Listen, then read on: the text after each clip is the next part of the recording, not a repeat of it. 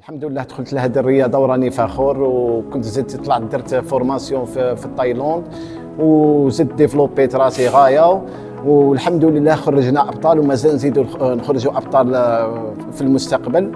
وغادي تعرفوا قصتي مع هذه الرياضه عبر العربيه الحدث.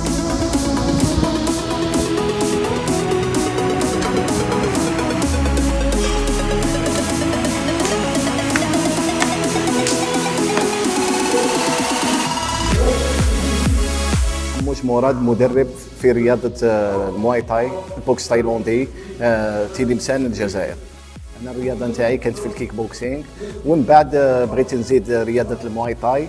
مشيت سافرت لبلاد تايلاند، مشيت درت فورماسيون تما في لاصال تايجر مواي تاي هذه في تايلاند.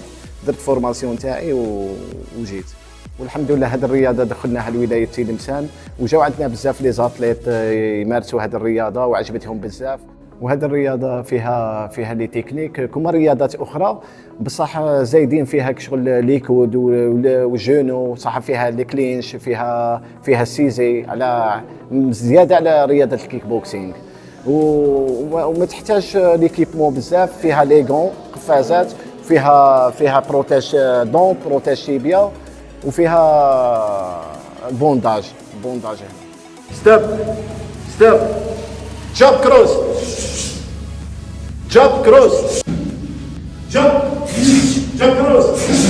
الرياضي اللي يمارس رياضة المواي تاي خاص يكون جاهز ذهنيا، مورالمون، فيزيكمون، كل شيء خاص يكون واجد، لخاطر الرياضة صعبة، لخاطر تغلط شوية كشغل تنبليسو. الحمد لله حققنا المرتبة الثالثة في المواي تاي وطنية، ومازال ان شاء الله نزيدوا رانا نكونوا في ابطال، ونزيدوا نشرفوا تلمسان وولايه تلمسان والجزائر كامل. الحمد لله اليوم رانا في الرياضه تاع المواي تاي، اللي الشيخ تاعنا مشى جابها من تايلاند، زاد دار لها الفورماسيون تاعها، وهذه الرياضه راهي جديده دخلت عندنا للجزائر، وان شاء الله يكون عندنا قدرات باش نوصلوا لهذا الصواب، نكونوا في العالميه ان شاء الله.